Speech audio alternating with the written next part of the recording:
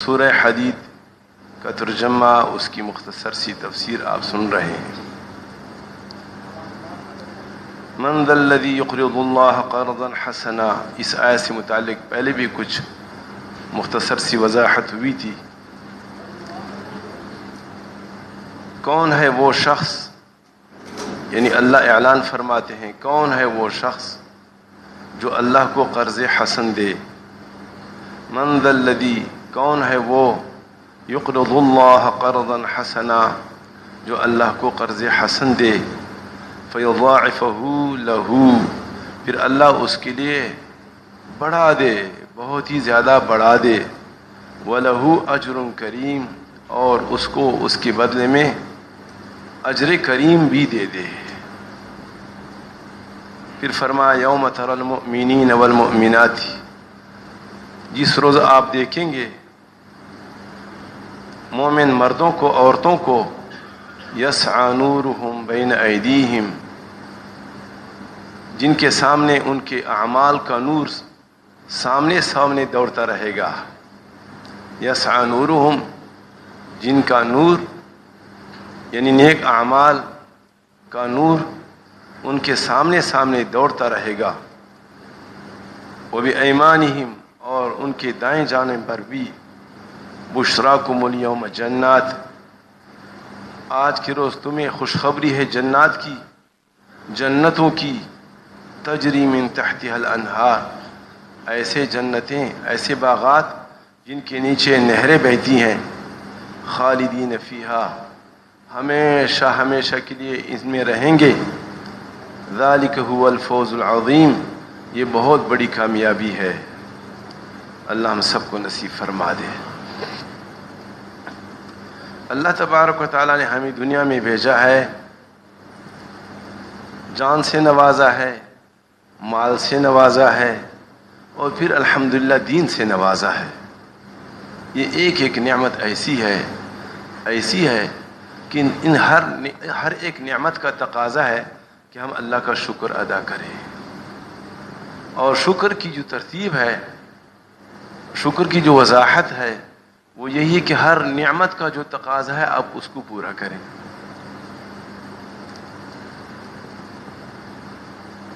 ایمان کی دولت نعمت ہے، اس کی بھی تقاضے ہیں۔ جان سے اللہ نے نوازا ہے، بہت بڑی نعمت ہے، اس نعمت کی بھی تقاضے ہیں۔ مال سے نوازا ہے اللہ تبارک و تعالیٰ نے، بڑی نعمت ہے، اس کی بھی تقاضے ہیں۔ اور جو ان کے تقاضوں کو پورا کرے گا اس کو شکر گزار کہتے ہیں، اس کو شکر ادا کرنے والا بندہ کہلاتا ہے کہ یہ شکر گزار بندہ ہے اللہ کی نظروں میں۔ اور شکر کا جو ثمرہ ہے، اس کا جو نتیجہ ہے، اس کا جو پھل ہے، وہ یہ ہے کہ اللہ تبارک و تعالیٰ ان نعمتوں میں اور اضافہ فرمائیں گے۔ اب اضافہ دو طرح کا ہوتا ہے، ایک اضافہ تو نظر آتا ہے، مثلا مال ہے 100 ہے 200 ہو گئے، اور ایک اضافہ ہے نظر نہیں آتا، ہے تو وہی 100، لیکن اللہ تبارک و تعالیٰ اس میں پوشیدہ اضافہ فرما دیتے ہیں، جس کو کہتے ہیں برکت۔ پوشیدہ اضافہ فرما دیتے ہیں جس کو برکت کہتے ہیں، اور مثلا وہی 100 اور کام اس سے نکلے لاکھوں کا، وہ نظر نہیں آتا، برکت نظر نہیں آتی، لیکن یہ یقیناً اضافہ ہے۔ اور یہ ایمان والی ہی سمجھتے ہیں، جن کو ان چیزوں پر ایمان نہیں ہے، اعتقاد نہیں ہے، یقین نہیں ہے، ان کو سمجھ بھی نہیں آتا، اور ان کو کہنا ہے بھی فضول۔ تو مال کا شکر جب ادا کریں گے، جو مال کے تقاضے ہیں، اس نعمت کے جو تقاضے ہیں وہ پورا کریں گے، تو اللہ تبارک و تعالیٰ اس نعمت میں اضافہ فرمائیں گے۔ اضافہ اس طرح بھی ہو سکتا ہے کہ حصی طور پر اور ظاہری طور پر بڑھا دے، اور اس طرح بھی ہو سکتا ہے اضافہ کہ ظاہری طور پر تو اتنا ہے یا بلکہ اس سے کم ہے، لیکن اس میں ایسی برکت دے دے، ایسی برکت دے دے کہ اس توڑے میں بہت کام نکلے۔ اسی طرح جب ہم اپنی بدن کا شکر ادا کریں گے، اپنے وجود کا شکر ادا کریں گے. یہ بھی ایک نعمت ہے اللہ تبارک و تعالیٰ نے ہمیں جان سے نوازا ہے. اس کا ایک نعمت، اس کی بھی تقاضے ہیں کہ بدن سے کیا کیا احکامات متعلق ہیں. نماز ہے، روزہ ہے، خوش اخلاقی ہے، صبر ہے، سخاوت ہے. ان تمام اعمال کا تعلق بدن سے ہے. تو یہ تقاضے پورا کریں گے تو اللہ تبارک و تعالیٰ جان میں اضافہ فرمائیں گے اور عمر میں اضافہ فرمائیں گے. اب عمر میں اضافہ یوں تو اٹل فیصلہ ہے کہ اللہ تبارک و تعالیٰ نے جس کی جو تاریخ مقرر کی ہے اس سے ایک لمحہ آگے پیچھے نہیں ہو سکتا. پھر کتنی ساری احادیث کا اس کی کیا وضاحت کریں گے جن میں یہ ہے کہ جو یہ اعمال اختیار کرے گا، جیسے کہ حدیث کا مفہوم ہے کہ جو اپنی رشتہ داروں کے ساتھ حسن سلوک رکھے گا، اپنے رشتہ داروں کے ساتھ خصوصاً والدین کا اکرام کرے گا، والدین کو عزت دے گا، تو اس کی عمر بڑھے گی. اس کا مطلب یہ نہیں ہے کہ موت کی جو تاریخ مقرر تھی وہ آگے ہو جائے گی، نہیں، اس کی عمر میں برکت آ جائے گی. وہ اس تھوڑے سے عمر میں اتنا کچھ کر سکے گا، اتنا کچھ کر لے گا جو لمبی سی لمبی عمر میں بھی انسان اتنا نہیں کر سکتا. اور یہ نظر آ رہے ہیں، ہم جو اپنے بزرگوں کو دیکھتے ہیں، اپنے اسلاف کو دیکھتے ہیں، تو پھر ہماری عقل دنگ رہ جاتی ہے، حیران ہو جاتی ہے. علامہ شامی رحمۃ اللہ علیہ کی عمر 50 سال میں انتقال فرما گئے. علامہ شامی رحمۃ اللہ علیہ 50 سال کی عمر میں انتقال فرما گئے. وہ کام اتنا کیا ہے، اتنا کام کیا ہے کہ سمجھ نہیں آ رہا بالکل یہ کوئی انسان اتنا کام کر سکتا ہے. ہم ان کی تعلیمات جو انہوں نے اس امت کو دی ہے، مثلا فتاوی شامیہ لکھا ہے، وہ پڑھ نہیں سکتے. 50 سال تک اگر پڑھتے رہیں گے تو شاید پڑھ بھی نہیں پائیں گے. اور ایک ایک صفحہ پر انہوں نے کئی کتابوں کے حوالے دیے ہیں اور امت کی رہنمائی ہو رہی ہے. اتنا مضبوط فتویٰ ہے جو انہوں نے فرما دیا، وہ پتھر کی لکیر ہے. احادیث، قرآن اور اسلاف کی اجماع و قیاس کا بالکل نچوڑ اور خلاصہ حلوہ کر کے سامنے کر دیا امت کے لیے. ہم جیسے ناکاروں کے لیے ایسی رہنمائی فرمائی. اللہ تبارک و تعالیٰ ان کو جزا عطا فرمائے کہ ان کا کوئی شکریہ نہیں ادا کر سکتا، بس اللہ ہی جزا عطا فرما دے. یہ کیا تھا؟ یہ ان کی عمر میں برکت تھی، عمر میں برکت تھی. تو جو احکامات جان سے متعلق ہے ان کو بجا لانے میں یہ جان کا شکریہ ہے. اور اللہ تبارک و تعالیٰ پھر اس کی جان میں برکت دیتے ہیں. کیا مطلب؟ عمر بڑھا دیتے ہیں. عمر کیسے بڑھ جاتی ہے؟ عمر میں برکت آ جاتی ہے. اسی طرح دینی اسلام بہت بڑی نعمت ہے، ایمان بہت بڑی نعمت ہے. اس کے جو تقاضے پورا کرے گا تو اللہ تبارک و تعالیٰ اس کی ایمان میں برکت عطا فرماتی ہے. اور ایمان میں جو برکت ہے وہ بھی پوشیدہ ہے کہ اس کے ایک ایک عمل میں جان ہوتی ہے. اس کی نماز ایسی نماز، ایک نماز اور ہماری جو ہے نا 50 سال نماز برابر نہیں ہو سکتی. ان کے اعمال میں قوت آ جاتی ہے، وزن بڑھ جاتا ہے. تو اللہ فرماتے ہیں لئن شکرتم لازیدنکم، تم شکر ادا کرو گے ہم ضرور بھی ضرور تمہاری نعمتوں میں اضافہ کریں گے. تم مال کا جو شکر ادا کرے گا، اور مال کا شکر عرض کر دیا کہ اس کے مال کے احکامات ہیں. مال ایسا نہیں ہے بس آیا یہاں سے حاصل کیا، وہاں سے حاصل کیا، اور یہاں خرچ کیا، وہاں خرچ کیا، اور اپنی مرضی چلائی. دوستو ایسا نہیں ہے. قیامت کے روز حدیث مبارک کا مفہوم ہے، واضح مفہوم ہے کہ جب تک 5 سوالات کا جواب ہر بندے سے نہ دیا جائے اس وقت تک زمین اس کو چھوڑے گی نہیں. ہر شخص کو زمین پکڑ لے گی. زمین بھی قیامت کی اپنی زمین ہوگی.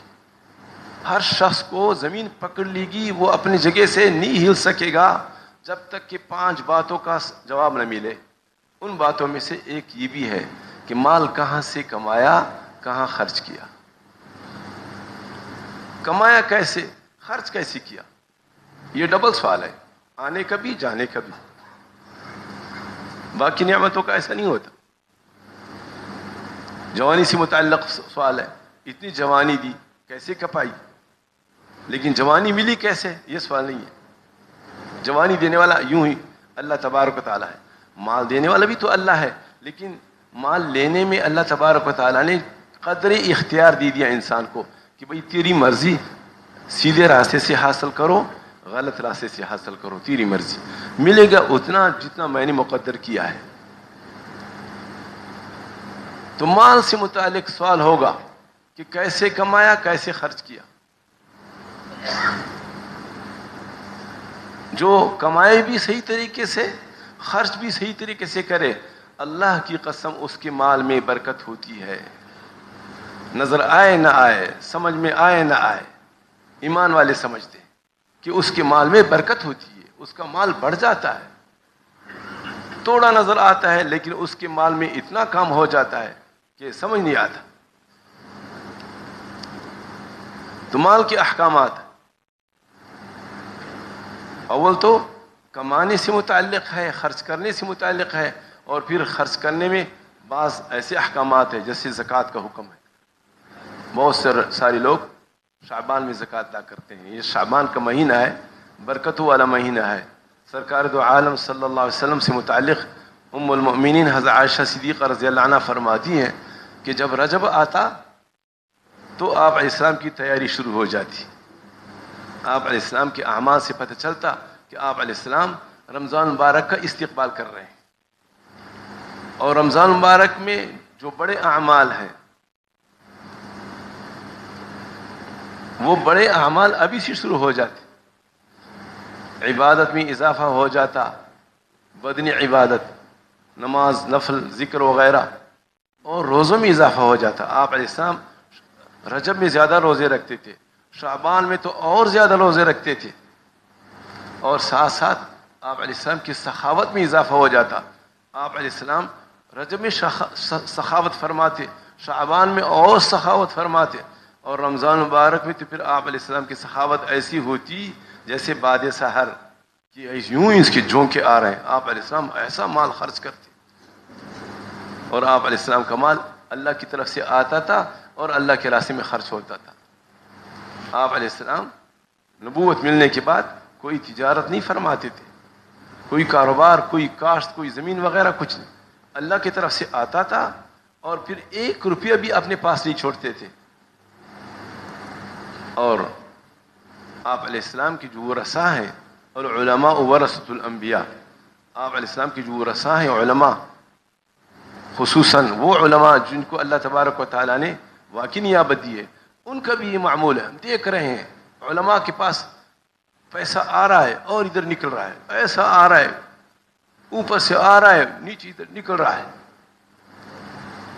علماء کے پاس بھی ایسا لاکھوں روپیہ خرچ ہوتے ہیں اور آ رہا ہے اللہ کی طرف سے اور نکل رہا ہے اللہ کے راستے میں. تو اسی کی ترغیب دے رہے ہیں. فرمائے من ذا الذی، کون ہے وہ جو اللہ کو قرض حسن دے. بھئی دین کو زندہ رکھنے کے لیے مال کا بڑا دخل ہے. یہ دین جو زندہ ہے اور جو زندہ رہے گا اللہ کو جتنا منظور ہوگا، لیکن ہم مکلف ہے کہ دین کو زندہ رکھنے کے لیے تم مال بھی خرچ کرو، جان بھی دو. جان دینے کی ضرورت پڑتی ہے تو جان دو، مال دینے کی ضرورت پڑتی ہے تو مال دو. تو جو اللہ کے راستے میں خرچ کرتا ہے وہ اللہ کو قرض حسن دیتا ہے. کون ہے جو اللہ کو قرض حسن دے؟ اور قرض حسن کی وضاحت پہلی بھی ہوئی ہے، اس سے پہلی بھی ہوئی ہے، لیکن بعض ساتھیوں کا اصرار ہے کہ یہ تو ایسا مسئلہ ہے کہ اس کو تو بار بار واضح کیا جائے. بہت سارے لوگوں کو غلط فہمی ہے. حقیقت ہے، واقعی غلط فہمی ہے. بتاتے ہیں کہ قرض حسن تو لوگ اس کو سمجھتے ہیں کہ ضرورت مند ہے اور اس نے قرض کا مطالبہ کیا اور آپ نے کہا کہ بھئی یہ قرض حسن ہے، یا اس نے کہا کہ بھئی یہ قرض حسن ہے. ہاں، اب اس کے ذہن میں یہ ہے کہ اب اس کا مطالبہ نہیں کر سکتا. ملا دے دیا تو دے دیا، نہیں ملا اور نہیں دیا تو نہیں دیا. نہیں دوستو، اس کو قرض حسن نہیں کہتے، بالکل غلطی ہے۔ قرض حسن نیرے احسان کو کہتے ہیں کہ کسی چیز کے بدلے میں نہیں، ویسی ہی آپ کے ساتھ تعاون کیا، لیکن صدقہ کے طور پر نہیں دیا، گفٹ کے طور پر نہیں دیا، واپس مطالبہ ہے، اسی کو قرض کہتے ہیں۔ اب اس میں شریعت نے اتنا یعنی احسان کی اتنی رعایت رکھی ہے کہ چونکہ اس نے احسان کیا، اب احسان کا بدلہ ہرگز ایسا نہیں ہونا چاہیے کہ آپ اس میں کہیں کہ بھئی آپ نے تو کہا تھا کہ 6 مہینے کے بعد دو، لہٰذا میں تو 6 مہینے کے بعد دوں گا۔ اگرچہ باقاعدہ ایگریمنٹ ہو، باقاعدہ گواہوں کے سامنے کہہ دیا کہ میں 6 مہینے سے پہلے مطالبہ نہیں کروں گا، شریعت کہتی ہے کہ کل بھی مطالبہ کر سکتے ہو، آج بھی کر سکتے ہو واپس، کہ بھی واپس دو دے میرا مال، اس لیے کہ اس نے احسان کیا تھا، اور احسان کا بدلہ احسان ہونا چاہیے، احسان کا بدلہ یہ ٹال مٹول نہیں ہونا چاہیے۔ ہمارے معاشرے میں یہ عام ہو گیا، بتا رہے ہیں کہ اب تو ایسا اتنا مشکل ہو گیا کہ کسی کو قرض دو تو پھر واپس لینے کا سوچو مت، اور واپس لینے کا کہہ دیا تو دشمنی ہو جاتی ہے۔ عجیب بات ہے، هل جزاء الاحسان الا الاحسان، احسان کا بدلہ تو احسان ہونا چاہیے۔ آپ علیہ السلام کا تو معمول یہ تھا کہ آپ علیہ السلام کسی سے قرض لیتے، بلکہ دین لیتے، ادھار لیتے، تب بھی آپ علیہ السلام واپس بڑھا کر کے دیتے، اور یہ تاکیدی حکم ہے، آپ علیہ السلام کا ہی حکم ہے، اپنی طرف سے نہیں ہے کہ اگر قرض میں اجل مقرر ہو گیا، ٹائم مقرر ہو گیا کہ یہ قرض میں تب لوٹاؤں گا، شریعت کہتی ہے کہ اس ٹائم مقرر ہونے کا کوئی اعتبار نہیں ہے، اس کی کوئی حیثیت نہیں ہے۔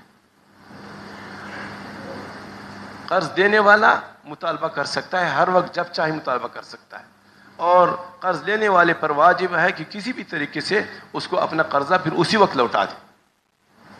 لہٰذا یہ سوچ غلط ہے کہ لوگ جو قرض حسن کو یہ سمجھتے ہیں کہ اگر کسی کو دے دیا تو پھر واپس مطالبہ نہیں ہونا چاہیے، اس کو وسعت ہوئی تو دے دے گا، وسعت نہیں ہوئی تو نہیں دے گا۔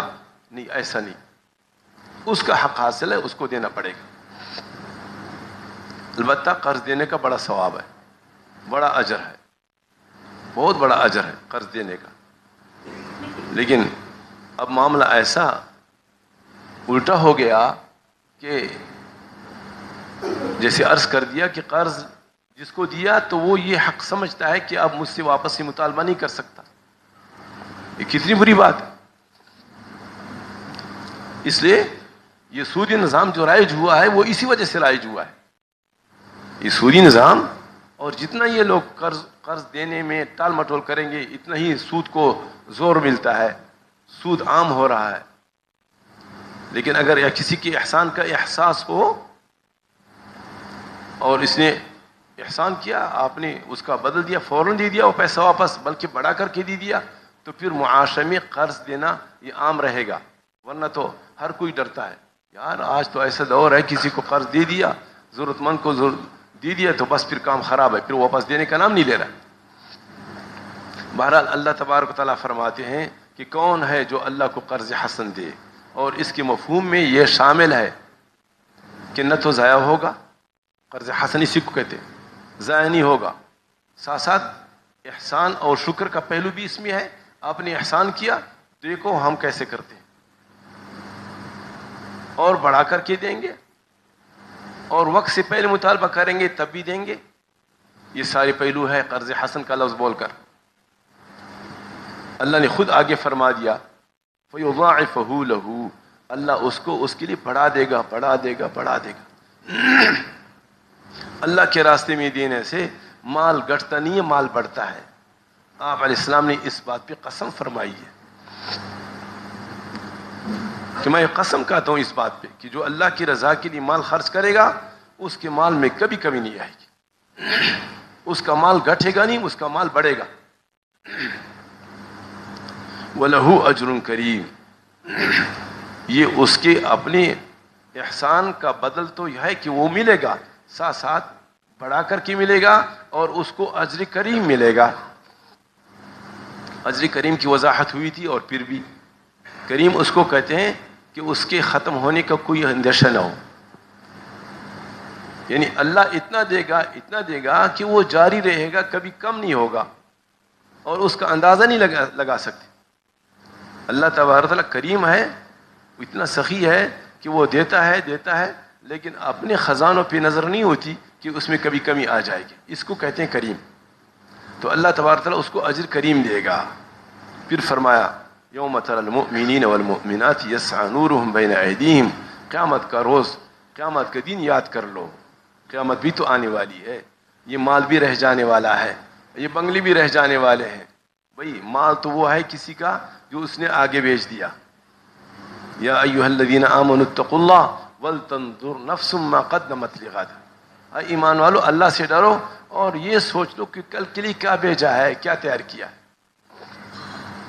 اللہ کے لیے جو راس مال خرچ کرتا ہے اس کا مال بڑھتا بھی ہے دنیا میں, اور اس کا مال جا کر کے ایڈوانس محفوظ ہو جاتا ہے. کبھی اس میں نہ چوری آ سکتی ہے, نہ ڈاکہ آ سکتا ہے, نہ اس میں کوئی کمی آ سکتی, نہ وہ کرنسی گرتی ہے جیسے ہماری کرنسیاں گرتی ہے.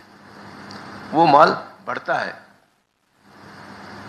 تو دوستو, اس ایسی ہی مختصر سی وضاحت تھی. اللہ تبارک و تعالی ہم سب کو عمل کرنے کی توفیق عطا فرما دے.